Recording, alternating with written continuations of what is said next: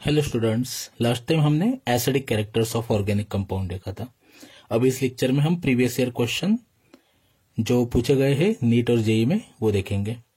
अभी क्वेश्चन है arrange the following according to their increasing acidic character, और अभी यहाँ पे हमें 4 मॉलिक्यूल दिए हैं। तो लास्ट टाइम हमने देखा था कि कार्बोक्सिलिक एसिड जैसे कि बेंजोइक एसिड में ऑर्थो इफेक्ट होता है।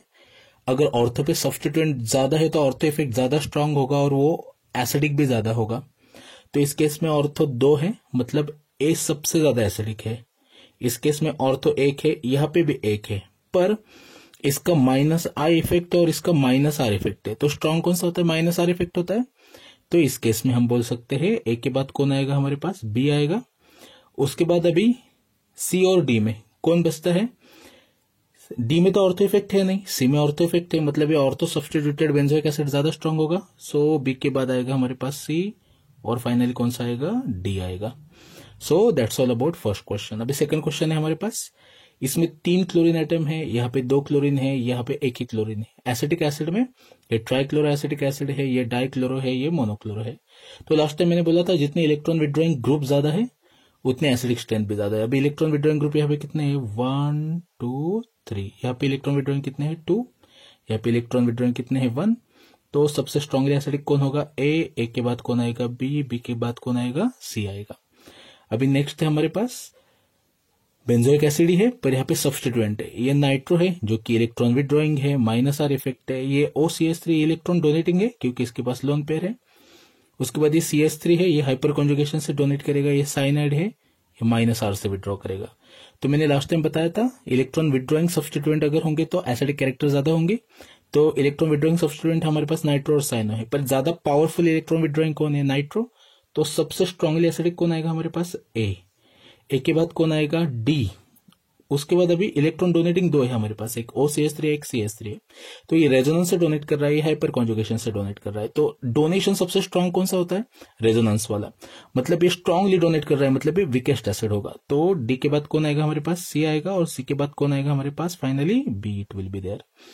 सो अभी फोर्थ क्वेश्चन है हमारे पास।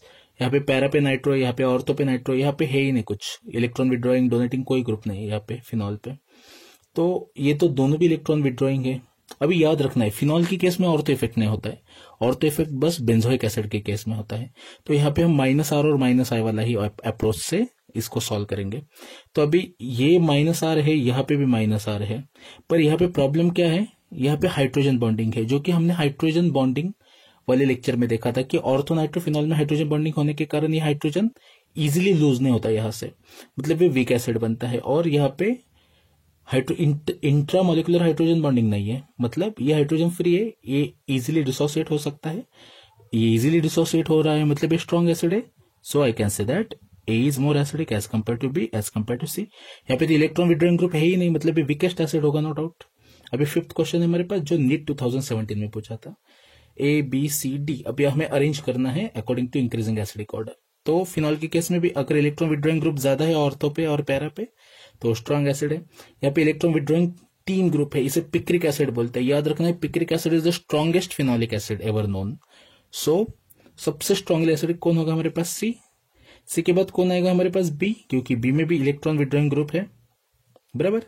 अभी ए और डी बचे, पर ये डोनेटिंग है, हाइपर कॉन्जुगेशन से इलेक्ट्रॉन डोनेट कर रहा है। तो डोनेटिंग हमेशा एसिडिक स्ट्रेंथ कम करवाते हैं, तो यहाँ पे ना डोनेटिंग है ना विड्रॉइंग है। तो बी के बाद कौन आएगा हमारे पास? ए आएगा, और फाइनली हमारे पास कौन आएगा? डी, क्योंकि डोनेटिंग इफेक्ट हमेशा एसिडिक स्ट्रेंथ क्या करते हैं? कम करते हैं। अभी हमारे पास 4 मॉलिक्यूल है। ये क्वेश्चन मेंस 2003 में आया था, ABCD। तो लास्ट लेक्चर में हमने ऑर्डर देखी थी, सबसे स्ट्रांगली एसिडिक कौन होता है? Carboxylic acid. So A is the strongest acid, no doubt. उसके बाद कौन आता है? वाटर आता है। उसके बाद कौन आता है? अल्कोहल। उसके बाद कौन आता है? एसिटिलीन। सो ABCD। अल्कोहल में एक एक्सेप्शन बताया था, मिथेनॉल, जो वाटर से भी ज्यादा एसिडिक है। अगर ऐसा क्वेश्चन आया तो आपको वो चीज याद रखनी है, वो एक्सेप्शन याद रखना है।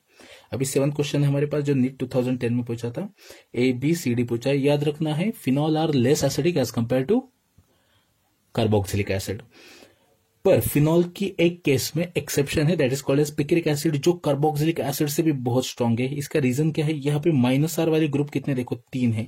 तो ये एसिडिक कैरेक्टर बहुत ज्यादा बढ़ाता है, OH का डिसोसिएशन भी बहुत ज्यादा बढ़ाता है, मतलब ये इजीली H+ डोनेट कर सकता है। तो इस केस में एक्सेप्शन याद रखना है कि even though phenol are weaker acid as compared to carboxylic acid, but picric acid is a phenolic acid, still it is more acidic as compared to carboxylic acid. So C के बाद कौन आएगा? No doubt B आएगा, B के बाद कौन आएगा? D आएगा, क्योंकि अभी बताया मैंने कार्बोक्सिलिक एसिड से फिनॉल क्या होते हैं? वीक एसिड होते हैं।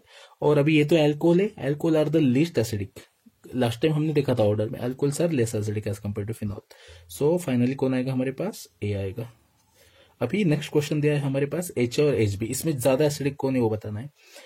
अभी इस केस में अगर हम इस Ha को हटा रहे हैं तो यहाँ पे ये इलेक्ट्रॉन पेयर शिफ्ट होगी और इससे क्या बनेगा? हमारे पास एक नया मॉलिक्यूल बनेगा जिसमें हमारे पास यहाँ पे नेगेटिव चार्ज है।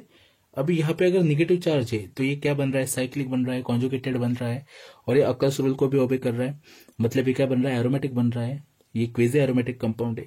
तो ये H+ बहुत इजीली लॉस करेगा, क्योंकि H+ लॉस करने के बाद ये एरोमेटिक बन रहा है, मतलब ये स्टेबल बन रहा है।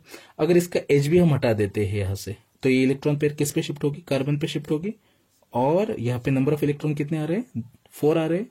4 मतलब ये इवन है, मतलब ये बन रहा है एंटी एरोमेटिक। तो ये एंटी एरोमेटिक बन रहा है मतलब ये अनस्टेबल बन रहा है, तो ये एंटी एरोमेटिक नहीं बनेगा, मतलब ये Hb को इतनी जल्दी से लॉस नहीं करेगा, पर ये मॉलिक्यूल Ha को बहुत जल्दी से लॉस करेगा और उसके बाद ये एरोमेटिक बन के स्टेबलाइज हो जाएगा।